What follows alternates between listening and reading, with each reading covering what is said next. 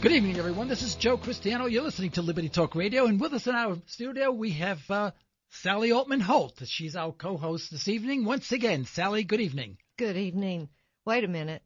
Don't call me a co-host. I don't have all the answers. You've got to do that. I'll do what I can, though. You mean I have to do all the heavy lifting, huh? That's right. You know, this reminds me of my marriage, you know. Well, I'm glad to have you here anyway. Well, thank you. I'm glad to be here. This is going to be great. Well, Sally, what's hot, what's not? We get any good email or whatever happened, you know? Well, we do have an email. It's an email from one of your listeners. Her name is Audrey. Hi, Audrey. Audrey, okay. Here's what she says. Hi, Joe. Love your show, your viewpoints on freedom, and even your voice.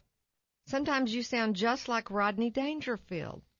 Do you think you're getting the respect you deserve? Wow, Audrey. What? Oh, boy. You're kidding me. Rodney Dangerfield. Well, you are from New York. You're kidding me. I sound like Rodney Dangerfield? Yeah. The only respect? The only thing that Rodney Dangerfield and I have in common is that neither of us ever get any respect, you know? I get no respect at all, none whatsoever. You know, I'll tell you, I see my friends, they don't wave, they give me the finger, you know. I go home to my dogs. You think they wave their tails? No, you know, they do. They give me the paw. I get no respect at all, none whatsoever. You know, I tell you, I was in the I went to work the other day, you know, and my boss called me and he said, "You're fired." I said, "What do you mean I'm fired? You know what? What for?" He says, "You underperform." I said, "Hey, now you sound like my wife." I tell you, I got no respect, none whatsoever. Ouch. I don't know what to do, you know what I mean? I went to the supermarket a few days ago. A woman came up to me with a little baby, you know, little bambino. You know, she says, "Hey, you know, that's your son." I said, "What, are you kidding me? Can't be my son." Why not? She said, "Doesn't look like him." She says, "And for that, the world is grateful." No respect. I can't get respect anywhere. So he's mistaken. I don't sound like Rodney Dangerfield at all, you know? No, not a bit. I just don't get any respect. That's all. Well, okay. Audrey, we're glad you listened, but wow, he doesn't sound a thing like Rodney Dangerfield. He does get the same amount of respect, though, evidently.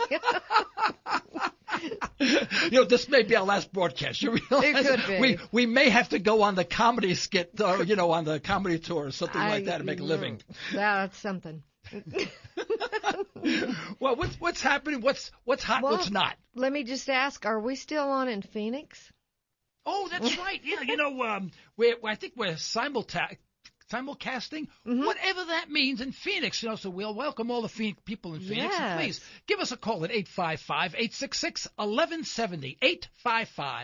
855-866-1170 with any questions or comments or disagreements or whatever you want to say. We welcome your calls anytime. You are not interrupting us. This is an open mic forum. Okay, right. What else is happening? Well, I just want to say I feel a real kindredship with Phoenix right now because we also have 104, 106 temperatures. So see, we feel your pain, and we've got the humidity to go with it. I guess misery loves company, right? Yes, they do. Yeah. Yes. Oh, by the way, Sally, I forgot to mention, we have an email address, comments@libertytalkradio.com. Let me not forget that, comments@libertytalkradio.com. If I forget, you have to throw something at me, okay? Okay, I'll do that. I'll do that. Well, I tell you what's really hot this week. Everybody's talking about it, and boy, you get two different sides of the story. But Obamacare. And that's actually called the Affordable Health Care Act. The Supreme Court said, yes, the Affordable Health Care Act is now valid, and the penalty for not buying it is just considered a tax. And, of course, we all know it's perfectly legal and right for us to be taxed and taxed and taxed. So the Democrats see this as I should say, one side sees this as a great victory and they're just hoorahing, and the other side is just viciously attacking. Where's the truth, Joe? Please. Where's the truth? You know, this has been discussed all week in ad nauseum. You know, I did not listen to much of it because I almost knew what everyone was going to say in advance. But I do encourage our listeners to listen to, I think it was Thursday evening's broadcast on KFAQ. Mark Levin. Mark did a magnificent job of breaking down all aspects of the decision.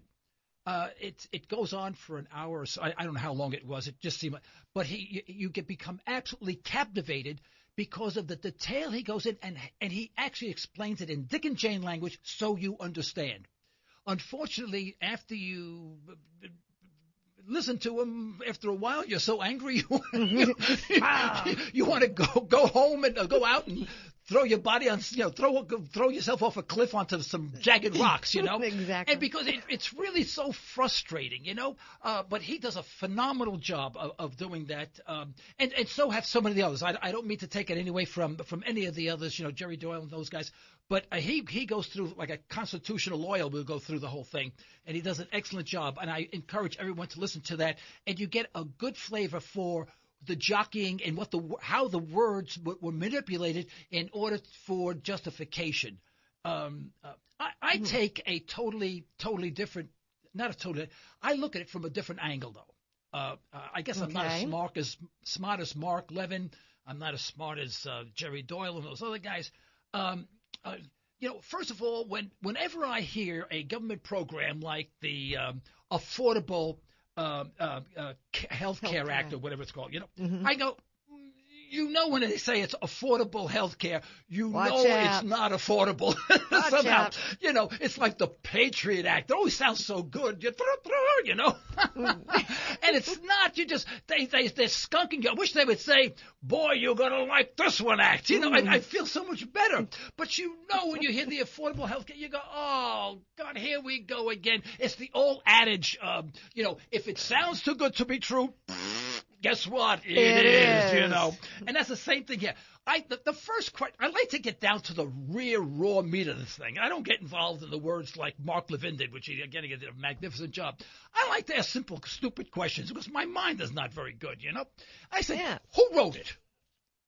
Exactly. I want to see a signature, Jim Brady. Hey, Jim, I'm going to call Jim and have a question. Just think, the stupid act is something like 907 pages long. Oh, my gosh. Now, that's small print. It's like, if you're looking on paper, it's like, I think, 2 or 4 columns. I forgot what it looks like. But it's really small print. If you made a novel out of it, it'd be like 3,000-page novel. Oh, If someone gave you a novel and said, hey, here's a novel. It's really good. Read it for 3,000 pages. They say, sure, in the garbage, And this is what we have. We have something that is so large, no one can understand it. Now, it goes further than that. There are sections, for example, and this is from the government website. If you go to, section section 3022. 3022. That's a section. That's not the last one. That's in the middle. 3022. This is fabulous, of the law. It translates into 429 pages of new legislation. Oh, no, this is what they tell us. I'm not making this up. I'm going, but just think, when you read the 429 pages of legislation, how many of those translate into another 500 or 200 or 1,000 pages? It's a never-ending. I'll bet if you took 2 healthcare lawyers, professionals, and PhDs, and 2 of them, and ask them to read it. First of all, they wouldn't do it. They'd blow their brains out before they did that. It's easier than reading this stupid stuff. But, if they both read it, they would both come up with different conclusions. Oh. But you know what I find amazing? Clear as mud. Yeah, Clear as mud. You go to the doctor now, you fill out all these papers. This changes all the forms. Just think. All the forms are going to be changed. All the office management software, or everything they do, you're going to have more people. Soon we're going to have, like a doctor's office, will be, 27 people filling out forms and clerks and 2 doctors, Right. And if you want to see a doctor, they'll tell you, fine, the year 2019. We hope you live that long. It is incredible that no one thinks I think on simple terms. You have something this complicated. Me too. No one understands. No one knows who wrote it. Now, when we say we don't know who wrote it, then we got to ask the question, well, if we don't know who wrote it, who could have possibly written it? Think about that. Think about that. Right? Think about that. You say, well, was it a senator? These criminals, they can't do anything. Did I call them criminals? I'm sorry. I apologize to all the criminals in this world. But they didn't write it. You think they got a scribe or an intern, that they're, in the back room with? You think they're writing it? No. They can't do it. They don't know anything about it. But who wrote it? You think the president? Hey, it's the Obamacare Act. If I had the Cristiano Care Act, I want to write the damn thing. I don't want someone else to write. But we call it Obamacare. I bet the guy never read it himself. Has no idea what's in it. I'll bet he never read it. You know what? In fact, I will bet $10,000. I'll go on the air. $10,000. He never read the act. Okay, boy, we got to research this. Oh no, come on, call me in. Now, don't tell me. Well, he read a 15-word summary. I mean the whole act, and he has to go to the 429 pages of new legislation as well and understand it. And then you get $10,000 if I'm wrong. I can't wait until the average Joe Blow, not you, just me, can understand all of this. We do need health care. It needs to be fixed. Is this really fixing it? Oh, yeah. Well, you know what's interesting? As they say in Texas. The Department of Health and Human Services, we're not talking about some wacko wages. We're talking about the U.S. Department of Health and Human Services said this thing was going to cost us $200 billion or more a year. We're bankrupt. Wow. And, it's like we've maxed out our credit cards. We're borrowing money from foreign countries. 53% of all government expenditures, the money from that, we borrow from foreign countries, or the Federal Reserve buys it from us, and then they issue bonds and they issue currency. All this funny manipulating currency stuff that nobody understands. Nobody. Even the Federal Reserve. You call the Federal Reserve and say, explain currency to me and how it works. They said, they go, sorry, we don't understand, and they hang up on you. Uh-oh. It is unbelievable. But you think of, if they didn't write it, who did? Right. Who wrote it? We need somebody we can kill. I don't know. I'm kidding. But that begs the question: if we don't know who wrote it, if I wrote something, would I write it for to make it best for me or best for Billy Bisquick across the street? No, I'm going to write it to my favor, right? I'm going to say, oh, this and that, and Billy Bisquick's got to mow my lawn every week and not get paid. It's going to have all these provisions, and if he doesn't, he's got to take me out to dinner. I mean, I'll make all these provisions, right? So when you look at it that way, and you say, well, if the person who wrote it, if they have a selfish motive, who could that person be? But they have to know health care. I have one idea. What? I bet they have an Esquire after their name. Just a guess. But then you got to ask the question: who does the Esquire work for? Right. Mm-hmm. An attorney couldn't write it. They don't know anything. Can't we just get this thing simple? I hate to see the battle going on. I mean, we really need health care. We need it fixed. People out there without any, the sooner the better. But we're going to spend another 10 years arguing about it. I just want all of the kids in the government to get along. Can't we just all get along? We still got to answer the question: who do you think wrote, Sally? Who do you think wrote the Affordable Health Care Act? I just sure hope they mean it when they say affordable. Yeah, but that would be a change. Who do you think? Come on. All right, listen. 855-866-1170. 855-866-1170. Comments at LibertyTalkRadio.com. Who do you call? think? We know you're out there. Call us. We know who you are. If you don't call, we're going to come out there and get you. Now, listen. If we don't know, we have to say who wrote. Now, what if I speculated that the people who wrote the Affordable Health Care Act were the people who are going to profit by it? Oh, no. That would be wrong. Would this be the first time in government that this has ever happened? Oh, I'm sure. I tell you, Sally is shocked. Get her some cold water. Let me tell you who wrote it. And the only people who could write it, the pharmaceutical industry. Aha. the AMA, the people who could benefit the most from it at everyone's expense. Now, the AMA doesn't represent really the doctors. They're just the AMA. Mm-hmm. They don't represent the patients. They represent them, right? The pharmaceutical industry doesn't really represent the patients or the people who are ill. They represent their stockholders.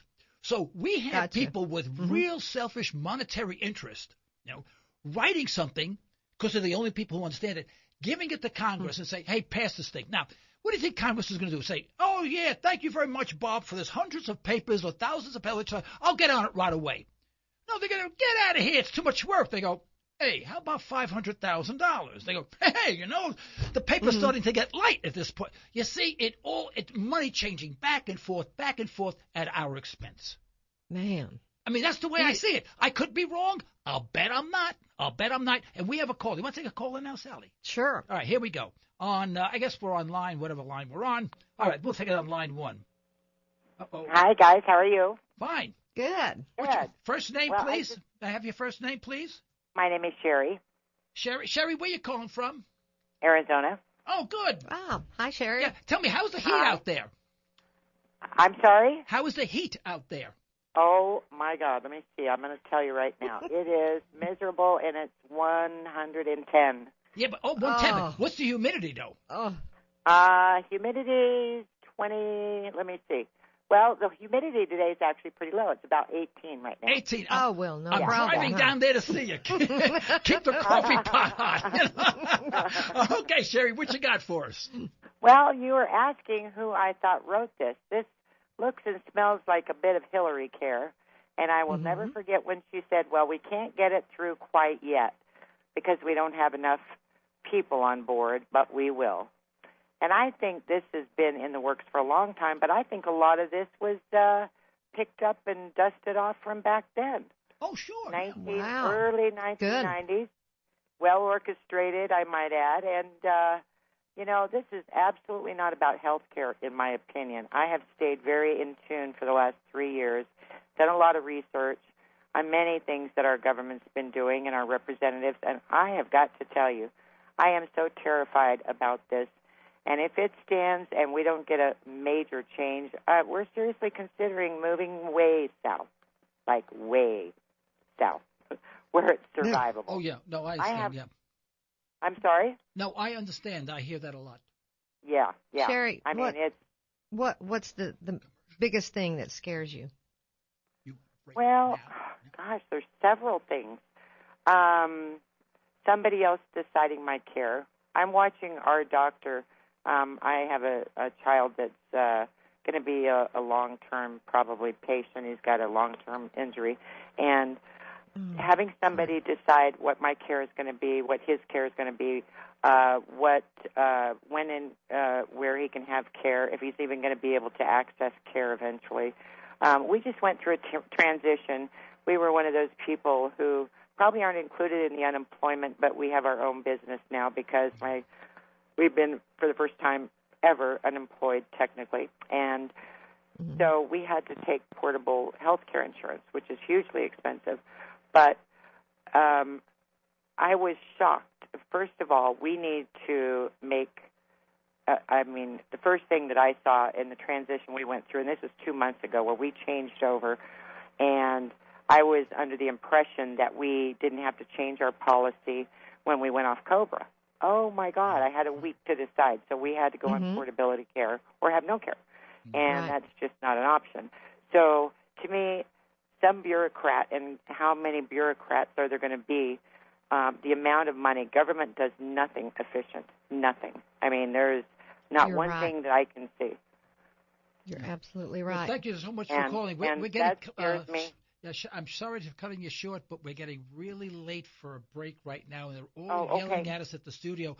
Thank you so much for calling. I'll tell you what I'll do. For cutting you short, I'll tell you what I'll do. If you'll email me to comments@libertytalkradio.com, just send me a mailing address and a T-shirt size. I'll send you a complimentary Liberty Talk Radio T-shirt, and you can be a walking billboard for us, okay? All right. All right. Thank you so much for calling. Thank you, Sherry. You bet. Bye. Bye. Oh, no. It's not Joe. This is Sally. We lost our caller. Try again. It's toll-free, 1-855-866-1170. Call us back again, please. We were talking about Obamacare, which, Joe, that kind of disturbs me right there. If all of this passes, it's always, forever, and eternity going to be Obamacare.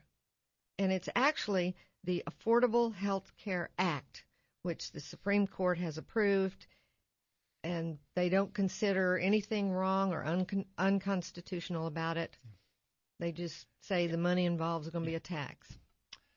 You know, the one thing that I don't think, not that I have heard, and I haven't listened to everybody on this thing because you can listen to it in ad nauseum and then get sick, but I want to get down to the core issue. Like, for example, who wrote it? I think if people, the public knew who wrote the act, there would be a riot. I mean, there would be rioting in Washington now, dragging these criminals out onto the street. I really mean it, because no one wants to say who it is, because if people knew, the United States as a whole would be so upset, we'd have tyranny, okay? A tyranny by the people, not of the government. But right. Here's another thing. When we talk about the ruling, what do we say? We say, well, we had a swing vote. What do you mean a swing vote? They say, well, these four guys here, you know, are liberal and these are conservative. Wait a minute. We're talking about interpreting the Constitution. And there's no way that you can interpret the Constitution to say this is, in fact, constitutional. No way. I mean, in the most simple or most complex form, it can't be that way. Well, we have a caller. I think we have two callers. Let's see. Okay. Let's try this. I'm going to stop for a second, but I want to get back to that. Okay. Oh, nobody in there. We're just learning how to press buttons. We got these funny things going on. Okay, caller, you're on the air. Your first name, please, and where you're calling from. Michael from Beggs. Michael from where? Beggs, Oklahoma. Beggs, okay, good. Mike, what's happening? Well, you were asking who wrote the Affordable Care Act. I believe it was the Apollo Alliance out of New York, who are affiliated with the Tides Foundation, George Soros Group. Oh boy, that makes it that makes it better, doesn't it, Mike? Yeah, it makes it really nice. Oh, geez. Now, what interest do they have in it? Excuse me? What, they had nothing better to do? They prepared it on behalf of the Obama party, is my understanding. The Obama group, president. Well, how much? Then I ask, how much do they get paid? I have no idea, but I'm sure that George Soros doesn't do anything for free. I can't imagine. Listen to that. Right. I can't imagine someone saying, I want to write a 2,000 page Affordable Health Care Act because I want to be a good citizen. Could you imagine that? Would you believe that for a second? Never. No, of course. So someone's writing it.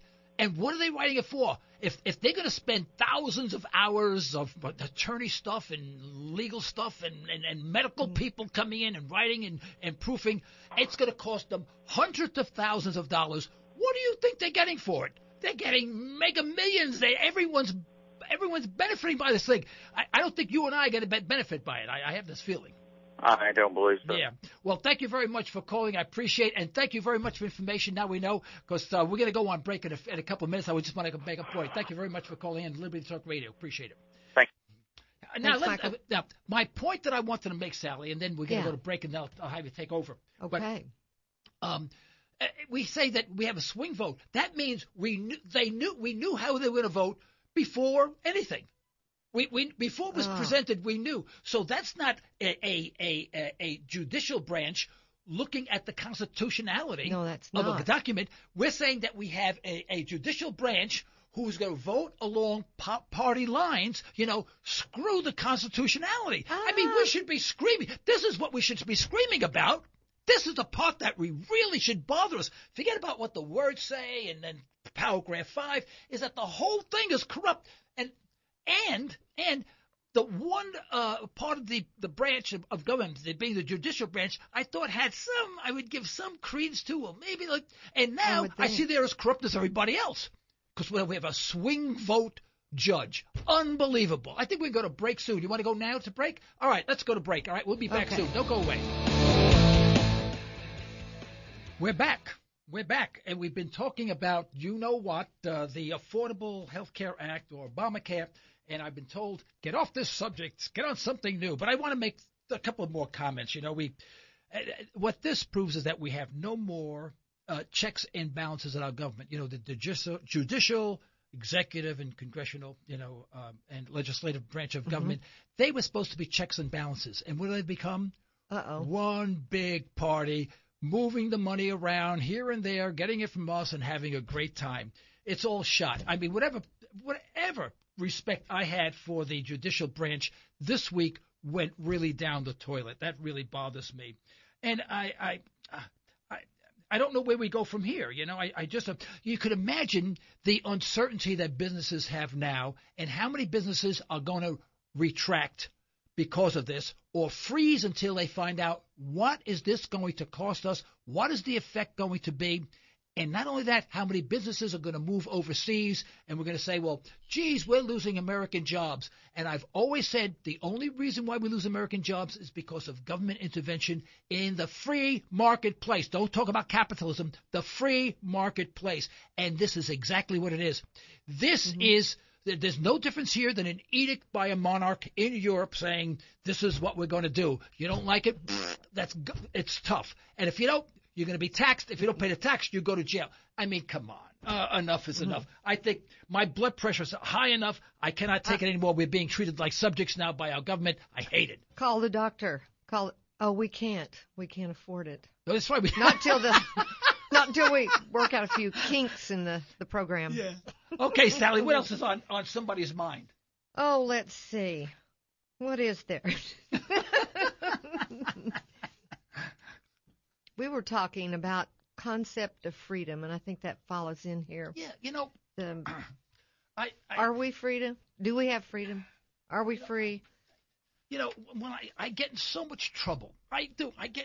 Boy. I get in trouble. I go home. I get in trouble. You know, I get no respect at all. You know, I'm tired of being thrown out of restaurants, eating with you. Please, we do get in trouble. I do. I get so much trouble because when I talk about freedom, I step on everyone's toes because people have this concept, this imaginary image that this is a free nation.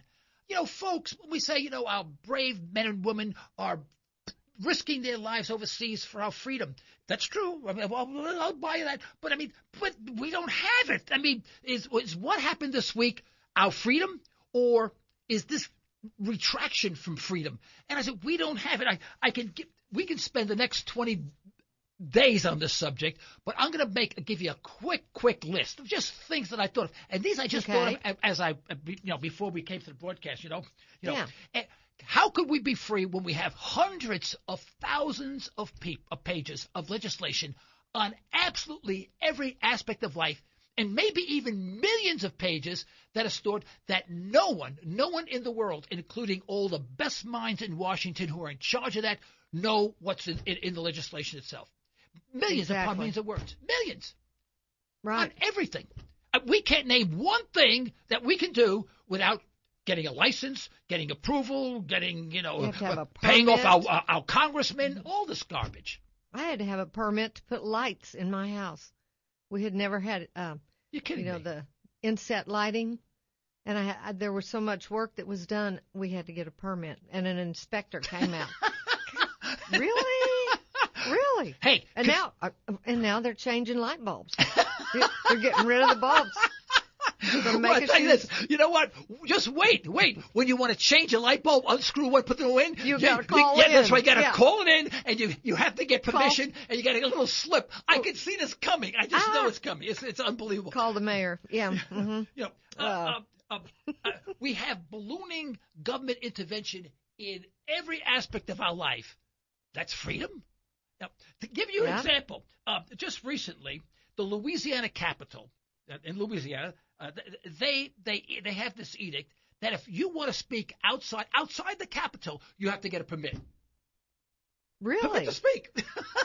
That's it. No, really, look it up. It's unbelievable. I'm on the sidewalk out in front of the Capitol. You want to talk? You have to have a permit.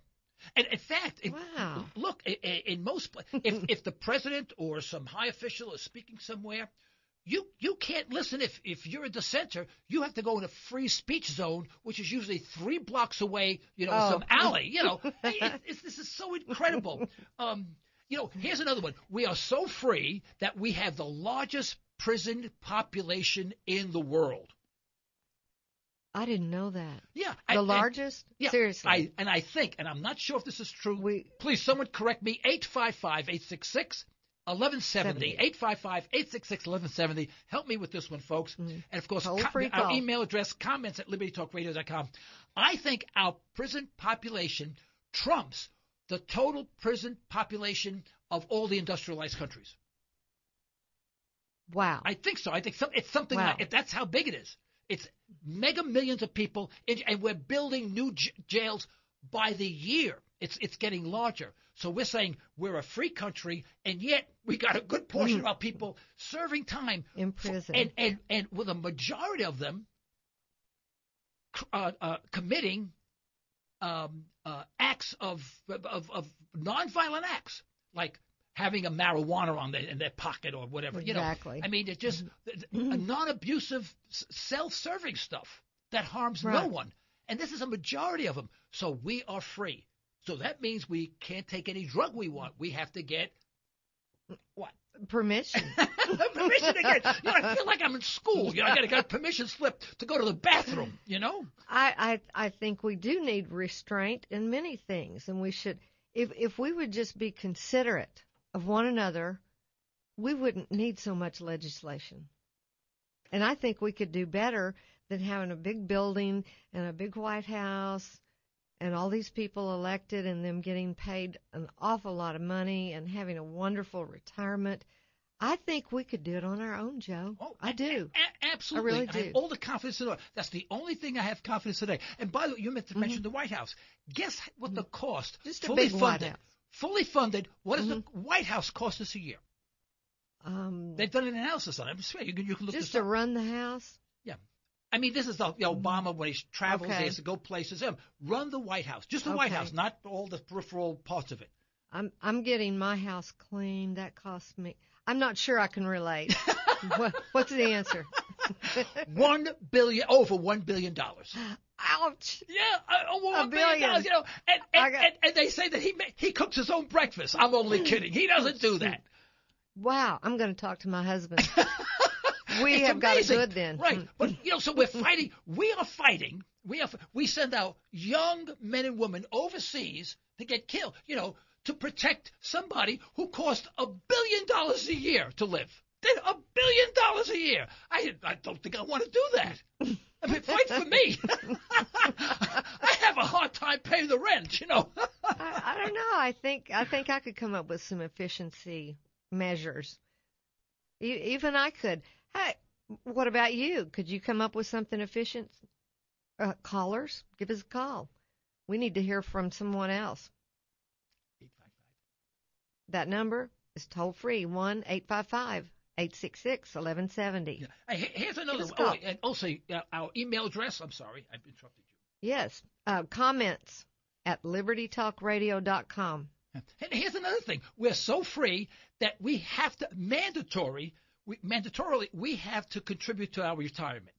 That's freedom, right?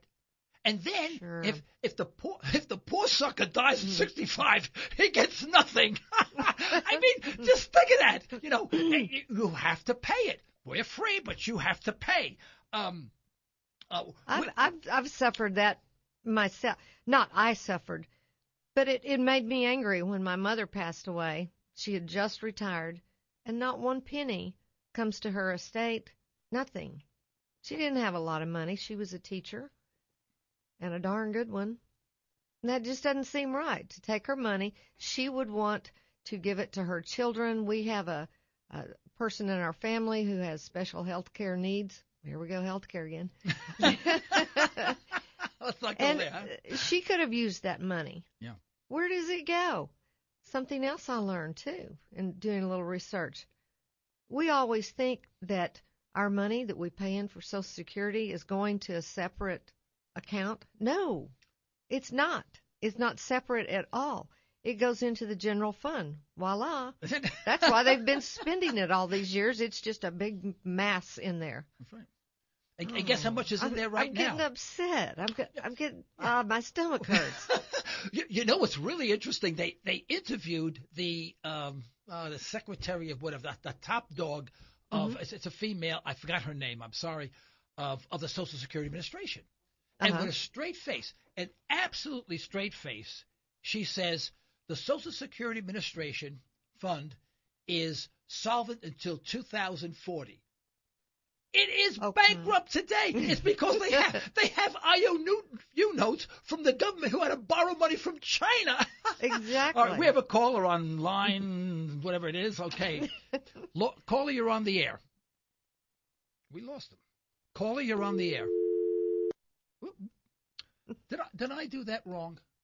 No. Okay. One of these days I didn't do anything wrong. Somehow we lost the caller back. on line 12. Just call back. We're learning how to push buttons. Yeah, it's not an easy thing, you know. And we have a banking system that's so corrupt that it eventually impoverishes the citizens for the benefit of a select few. Boy, I can't wait to go to war to protect these guys. And I defy anyone. A top banker, Ben Bernanke. I defy him to explain how our currency works. Boy, I would love to hear that. Yeah, I would love to hear. I picked up a book on the Federal Reserve. Mm-hmm. The very first page, on currency and how it works and how it's printed, and how it's. And they said in the book on the very first page, in the introduction, it said, "We apologize, but you will not understand what this book says." Oh. It said it. It said it. And I said, "Oh, no." And I sat home, and I was going to outline it because I want to understand it. I got to page like 17 or 18. It was – I had no idea what they were talking about. Sounds like how difficult it is. You print money, put it out in the public. You know how much you put out there, and you go home.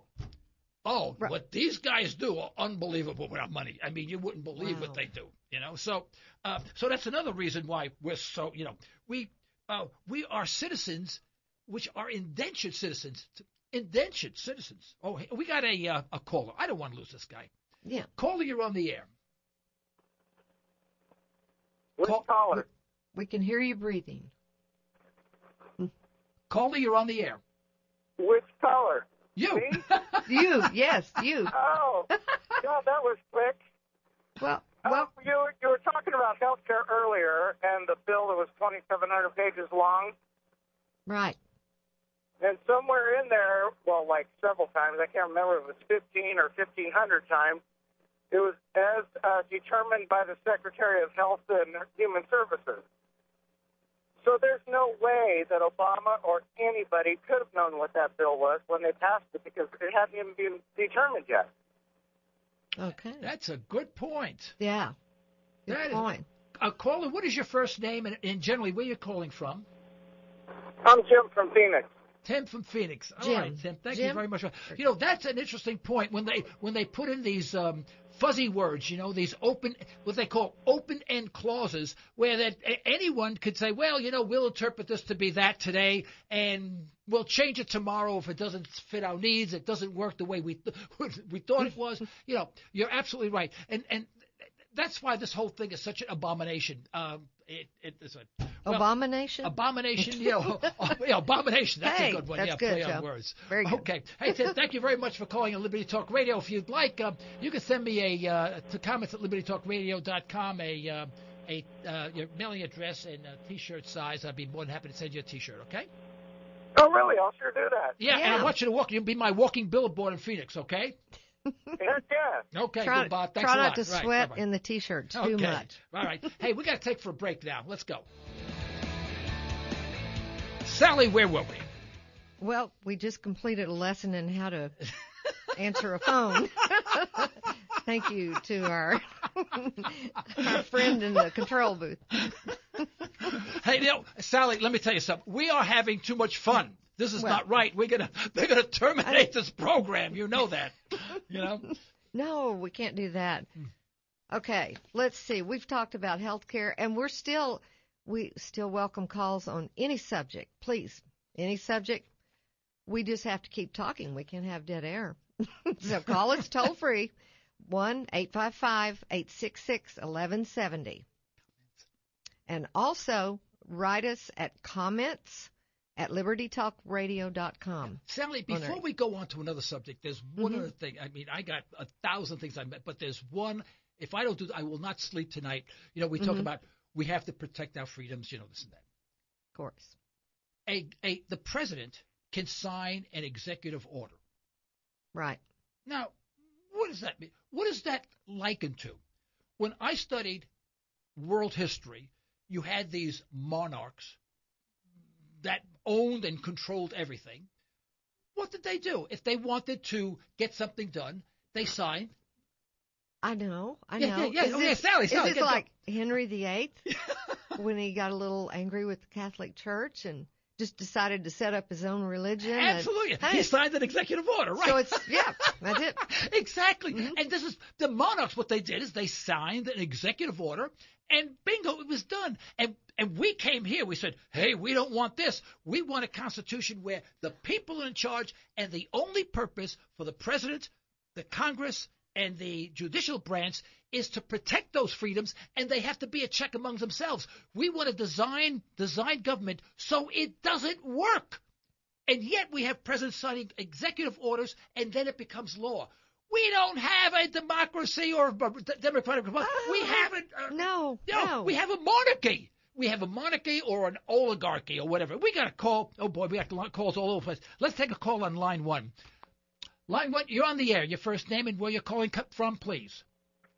My name is James, and I'm calling from Phoenix, Arizona. Another thing. Hi, Gene. Hi, Gene. Like, Okay. Hi, Gene. What's on your mind?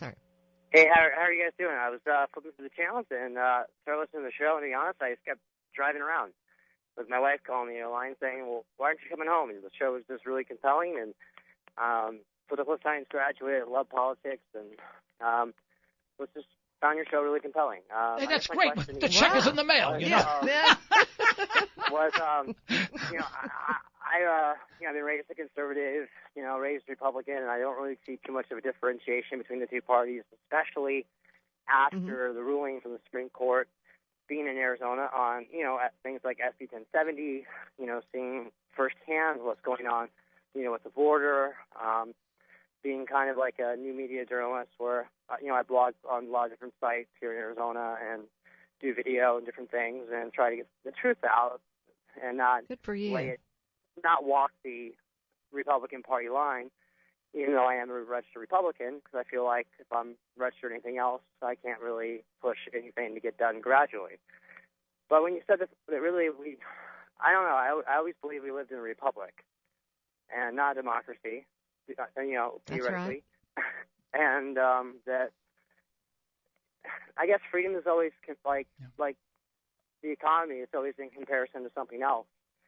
And I found it really entertaining and everything else. But I don't know. I guess I'm asking and wanting some education. I'm 30 years old, and I don't know everything, but it does seem, in comparison to everywhere else, even though we do have a true. Well, I'll tell you. Listen. Why don't you do this? So we are still free. All you've got to do is listen to Liberty Talk Radio on I guess it's KFNN where you are, and you'll get an education. Yeah. I'll tell you what I'll do for you tonight. Because you got in trouble with your wife driving around, okay? Send me a mailing address and your wife's T-shirt size, and I'll mail it to you. You can give it to her, and I'll make love of the coverage, if I okay? get that size out in the air, I'll get yelled at again, man. So what do I guess? I'm kidding. Got to run. Thank you for calling. My question is, how we are free, it seems like, in America still, and we have a chance to fight against the actual Supreme Court decision. That was the point I just wanted to make, but I appreciate your show. Thank you so Gene. much. Right. Good night. Call us back next show.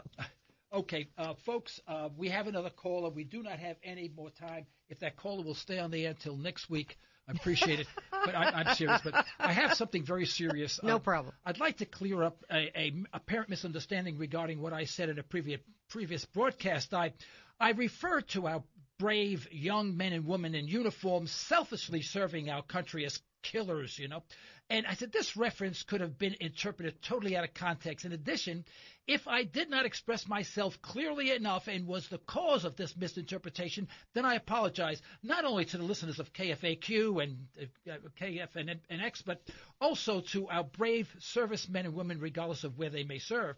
Permit me to explain. It was well documented that many young men and women struggle to decide what they want to do or what they want to be. Many choose to serve their country through one of the services, getting valuable education in specific fields. After enlistment, young men and women are sent to boot camp. You know, they're trained to do all sorts of things, but they also train to kill, and that's the toughest part of it, you know. But that's their job. I mean, that's what they're trained to do. When deployed, experiences in foreign battles, environments, and battle conditions are disconcerting for some. As mentioned before in the broadcast, suicides in our military and the veterans' ranks are significant, possibly highest in history.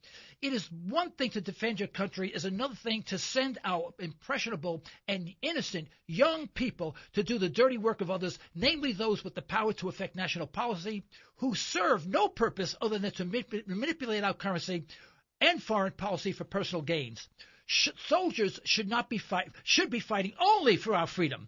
We have been indoctrinated to believe that we have the right to control the world via whatever steps necessary, including the killing of others without trial. It is this belief system that causes us to go along with those in power when they put this country into situations where our military people pay the price. It is the effect of government tyranny that is imposed upon our republic that I was condemning, not our young men and women, and that's our program for this evening. Thank you.